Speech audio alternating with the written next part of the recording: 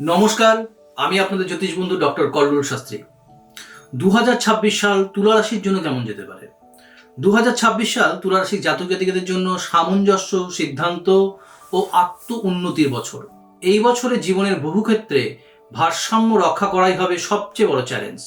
শুক্র, শনি ও বৃহস্পতির প্রভাবে সম্পর্ক, কেরিয়ার ও আত্মমূল্যবোধ সব ক্ষেত্রেই গুরুত্বপূর্ণ পরিবর্তন আসবে।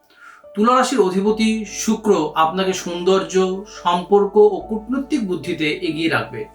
তবে সিদ্ধান্তহীনতা ও অতিরিক্ত অন্যকে খুশি রাখার প্রবণতা সমস্যার কারণ হতে পারে। পরিবার ও ব্যক্তিগত জীবন কেমন যাবে? পরিবারে শান্তি বজায় থাকবে, তবে মাঝে মাঝে মতপার্থক্য দেখা যেতে পারে। দাম্পত্য জীবনে বোঝাপড়া বাড়বে, তবে স্পষ্ট যোগাযোগ জরুরি। অবিবাহিতদের জীবনে নতুন সম্পর্কের সম্ভাবনা জোরালো। পরিবারে কারো স্বাস্থ্য নিয়ে দায়িত্ব বাড়তে পারে। সিদ্ধান্তহীনতা ও অতিরিক্ত সমঝোতা নিজের ক্ষতি করতে পারে। কি করবেন তার জন্য নিজের মত প্রকাশ করতে শিখুন। সম্পর্কের ভারসাম্য বজায় রাখুন। যারা শিক্ষাক্ষেত্রে আছেন, শুক্র ও বৃহস্পতির প্রভাবে সৃজনশীলতা ও বিশ্লেষণ শক্তি বাড়বে।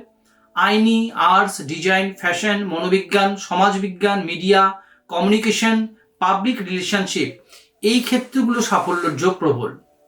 তবে অলসতা বা দ্বিধা কাটাতে হবে। চাকরির ক্ষেত্রে সহকর্মীদের সঙ্গে সমন্বয় বাড়বে। পাবলিক ডিলিং ও ম্যানেজমেন্টের কাজে সাফল্য, পদোন্নতির সুযোগ তৈরি হতে পারে। ব্যবসায়িক ক্ষেত্রে fashion, beauty, art, design, event management শুভযোগ। পার্টনারশিপে ভালো সম্ভাবনা। সিদ্ধান্ত দেরি করলে সুযোগ হাতছাড়া হতে পারে। অর্থভাগ্য, আয় ধীরে ধীরে বাড়বে। খরচ মূলত সামঞ্জস্য ও পারিবারিক কারণে। বাজেট পরিকল্পনা করলে আর্থিক স্থিতি বজায় থাকবে।